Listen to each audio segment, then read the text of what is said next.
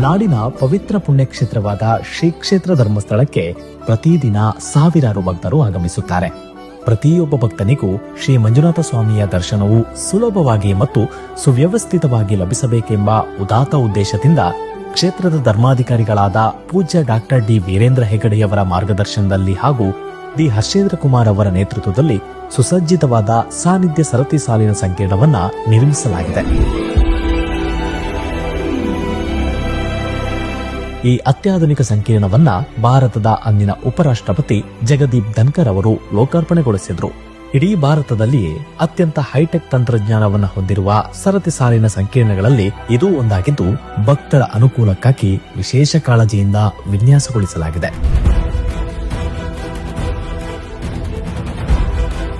ಕಳೆದ 1 ವರ್ಷದಲ್ಲಿ ಲಕ್ಷಾಂತರ ಭಕ್ತರು ಈ ಸಂಕೀರ್ಣದ ಮೂಲಕ ಸಾಗಿ ಸ್ವಾಮಿಯ ದರ್ಶನ ಪಡೆದಿದ್ದಾರೆ. ಹಿರಿಯ ನಾಗರಿಕರು, ಮಹಿಳೆಯರು, ಮಕ್ಕಳು ಹಾಗೂ ವಿಶೇಷ ಚೇತನರು ಯಾವುದೇ ಶ್ರಮವಿಲ್ಲದೆ ಆಧ್ಯಾತ್ಮಿಕ ಚಿಂತನೆಯೊಂದಿಗೆ ಸಾಗಲು ಇಲ್ಲಿನ ವ್ಯವಸ್ಥೆ ಪೂರಕವಾಗಿದೆ. ರೌಂಡ್ ಹಾಕ ಬರೋಷ್ಟ್ರೊಳಗೆ ಫುಲ್ ಎನರ್ಜಿ ಎಲ್ಲ ಇದಾಗ್ತಾ ಇತ್ತು. ಇವಾಗ ಆತರ ಏನೂ ಇಲ್ಲ, ತುಂಬಾ ಇದಿದೆ.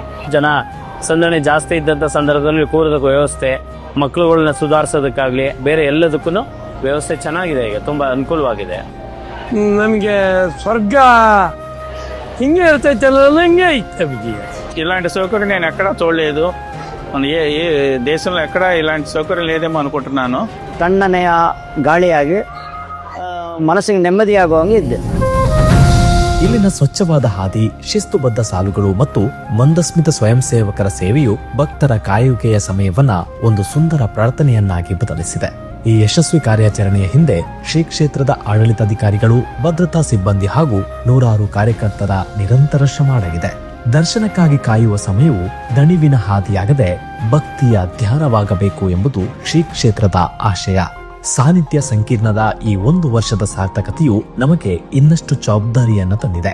ಭಕ್ತರ ಪ್ರತಿ ಹೆಜ್ಜೆಯಲ್ಲೂ ಸೌಕರ್ಯ ಮತ್ತು ಸುರಕ್ಷತೆಯನ್ನ ಕಾಪಾಡುತ್ತಾ ತಾಂತ್ರಿಕತೆ ಮತ್ತು ಧಾರ್ಮಿಕತೆಯನ್ನ ಮೇಳವಿಸಿ ಸೇವೆಯನ್ನ ಮತ್ತಷ್ಟು ಉತ್ತಮಪಡಿಸುವ ದೃಢ ಸಂಕಲ್ಪದೊಂದಿಗೆ ನಾವು ಮುನ್ನಡೆಯುತ್ತಿದ್ದೇವೆ.